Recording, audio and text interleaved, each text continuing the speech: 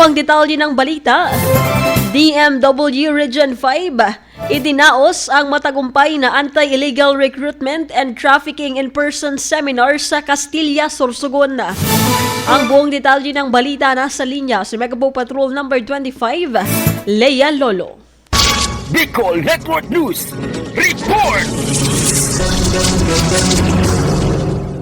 Nagdaos ng isang matagumpay na Anti-Illegal Recruitment and Trafficking in Person Seminar ang Department of Migrant Workers Region 5 sa panguna ni Attorney Francis B. Bagay, DMW RO5 Protection Division sa Castilla, Sorsogon kahapon, Nobyembre 12, taong 2024. Layunin ang pagsasagawa ng Anti-Illegal Recruitment and Trafficking in Person Seminar upang mapalawak ang kamalayan ng mga komunidad tungkol sa panganib ng illegal na recruitment at human trafficking. Bukod rito, tampok rin sa seminar ang mga paraan upang matukoy ang mga mapanlinlang na alok na trabaho, pati na rin ang kahalagahan ng tamang pagsusuri sa mga dokumento at kontrata.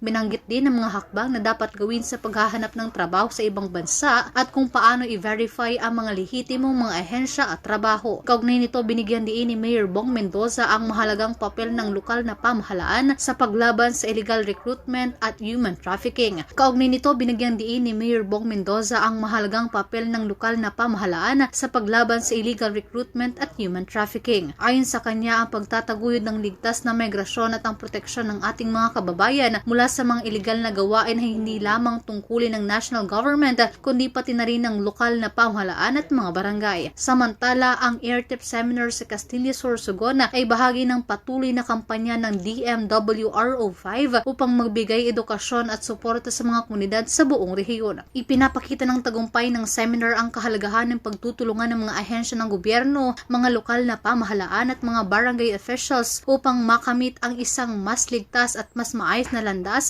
para sa mga migranteng manggagawa. Para sa Bicol Network News, ito si Megapo Patrol number 25, Lea Lolo, tatak tunay na serbisyo.